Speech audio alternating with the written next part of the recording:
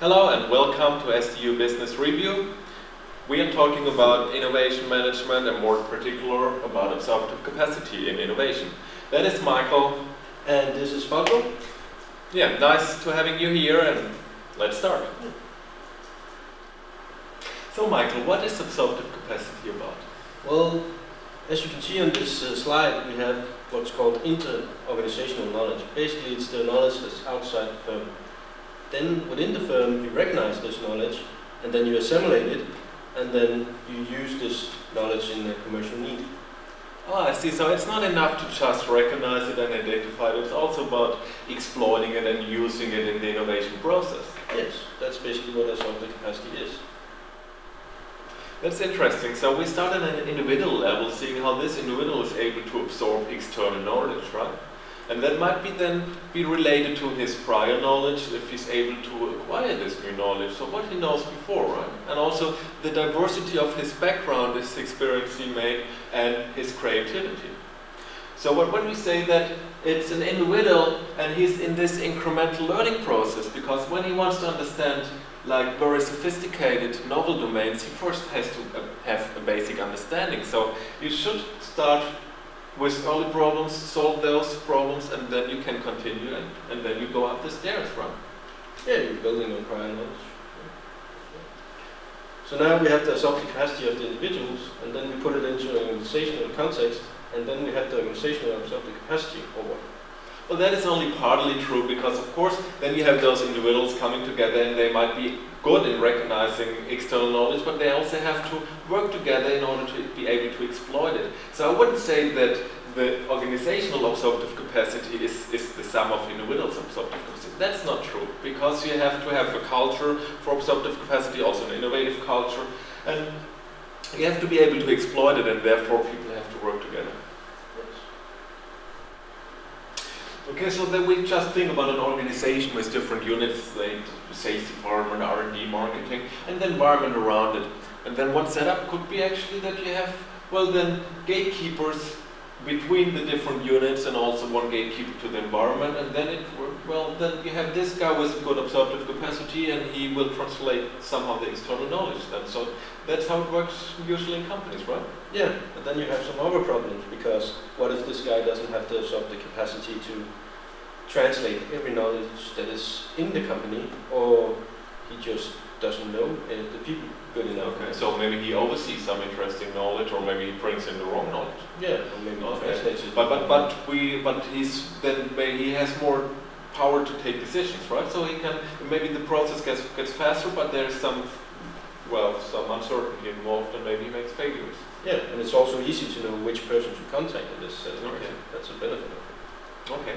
So a different setup would be that we have, instead of the gatekeeper, we come up with mediators and receptors. So those receptors, they act, well, multiple of them, not only an individual, not only one, so between the units and also between the environment. And they have all a good absorptive capacity, and that will then increase the certainty that you have the real related and important innovation related knowledge, right? Yeah, but then you generate a new problem, because then you have no knowledge of who knows what and who should I go to. That can be hard to control. And maybe also decision making will be a bit more complex. Okay. So we talked about organizations, we talked about individuals, and we agreed that it also different kinds of knowledge out there, and maybe an individual is good in absorbing this specific kind of knowledge, but maybe there's another kind of knowledge he's not so good in. So what kind of knowledge do we have actually, and how can we distinguish that? Well, we have some technical knowledge, which is more of kind of know-how and basic research, and then we have some organizational knowledge, who knows what and where to look and how we can help me. So then I could say, well, this on the left technical side, this is more like this explicit knowledge, and the organizational that is more this tacit knowledge, right? Yeah, that's correct. Okay. Yeah, then, well, when we look at the right on the right picture, it's about overlapping diversity. So what is good for absorptive capacity? Do we need overlapping? Do we need diversity? Or you need a bit of both, actually, because if you only have overlapping, you have, as we could see in the picture when it was pulsating, you have a big field that you can communicate within, but you have smaller fields that's diverse, so you can't assimilate as much absorptive capacity. Okay. But when you have the totally diversity, what is the problem then? Well, maybe then it's difficult to communicate, because then I have my knowledge, you have your knowledge, and we can't find the common language to communicate, right? Yeah. So then we could say, well, overlapping is good for exploiting something and to bring it to an innovation, but diversity is good to come up with innovative ideas. Yeah. So you need to keep the balance and adjust it to the company culture. Oh, that's what we'll do. Great. So where should we get all this new knowledge from? Yeah, well, we could first look at the explicit knowledge, saying, okay, that is something tangible, that is something you can search for, and then you could go state of the art. Well, that is, you want to, of course, you want to somehow reach the state of the art. There you could use competitor spillover, you could go governmental labs, universities, research papers, you could read all those research papers they are published. Also, guest lectures, advanced training, super users, value co-creation with users, bring in users into innovation process and learn from them as well. So there are many sources of explicit knowledge, or reading a book like, so that is explicit knowledge, search into the internet. So there are a lot of sources, and we are like living in this knowledge society, so that's not a problem actually. So I talked about explicit knowledge, but what about tacit knowledge then? Yeah, tacit knowledge is really another kind of knowledge, and it's really hard to transfer from person to person. It's like riding a bike or swimming. Okay. It's something you need to be told how to do, but you also need to try it out. So it's not written in a book, and it's like tacit, a fluffy thing, right? Yeah, it's really hard. So, but how can I get this? Well, as it's also written here, you can get it from interviewing experts. You can try to be learned by told how to do it. So if you get an instruction on it, or observing other people, e-learning, action learning, and roadmaps.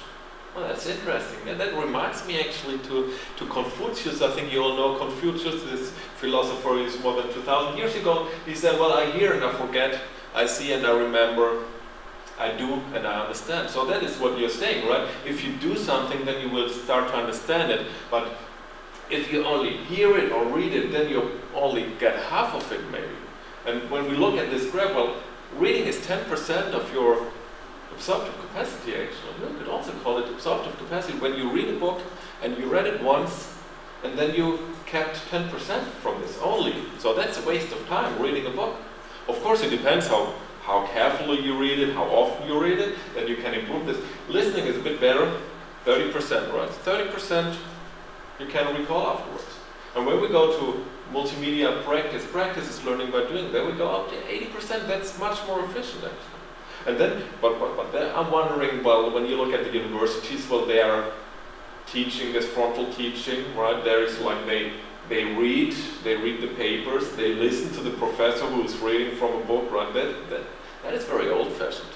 And Confucius, well, this is 2,000 years ago, and still we have this model. So I appreciate to be here in Denmark, where at least it is a bit more into this practice-oriented, problem-solving oriented thing. Well, really good.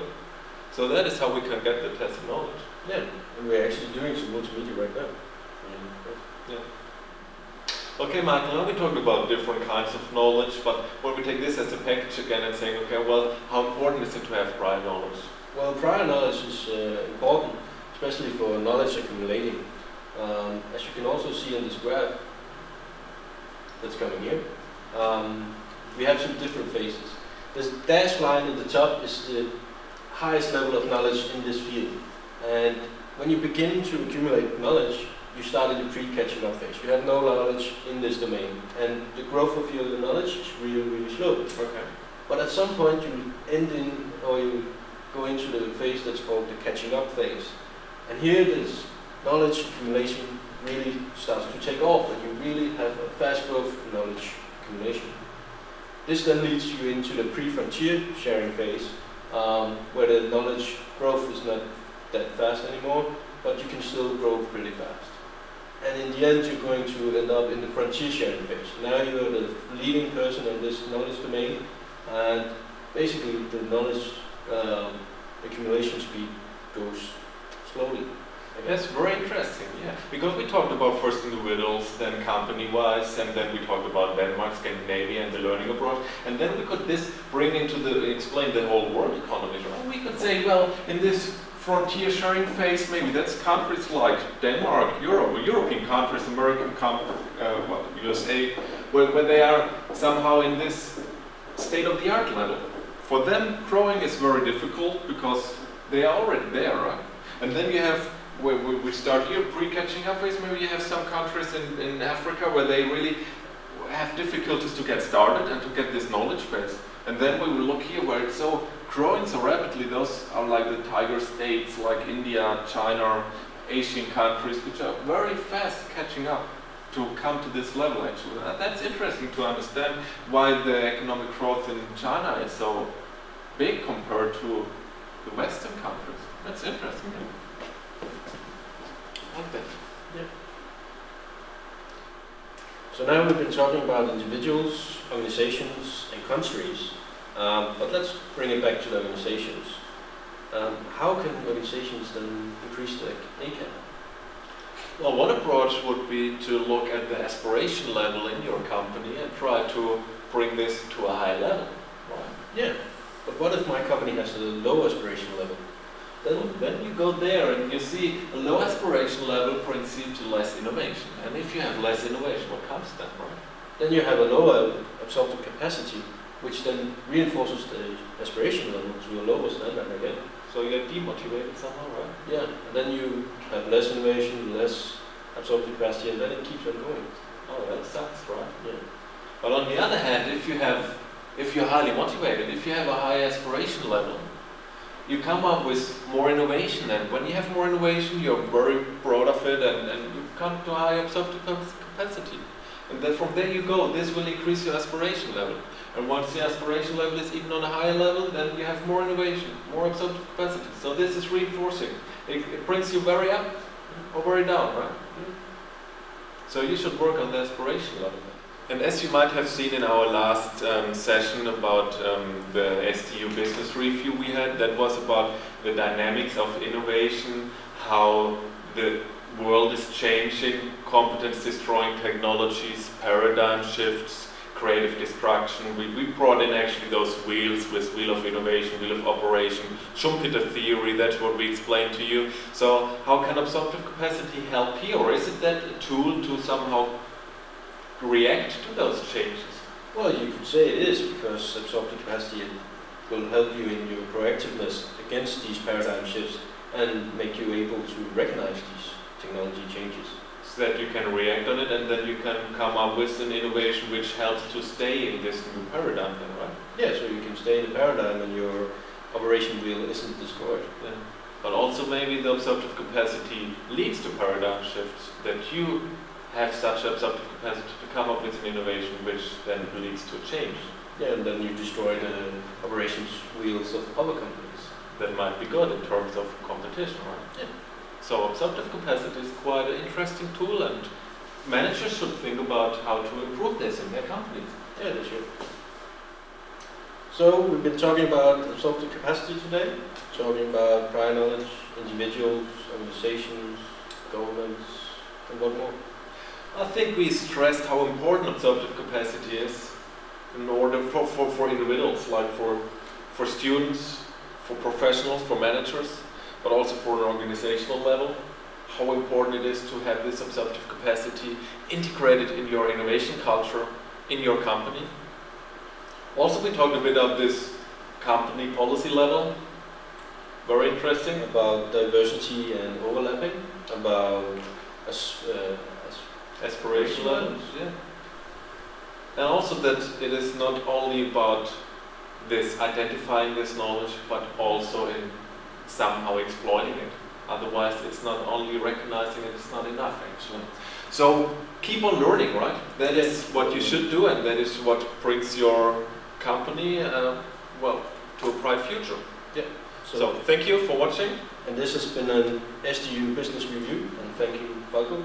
Yeah, thank you, Michael. It was very nice talking to you. I think we had a great discussion. And what will come next? We have in couple of weeks the next session. So what will come next then? Oh, the next SDU business review will be about institutions and innovation. Okay. So keep on learning and enjoy your ice cream.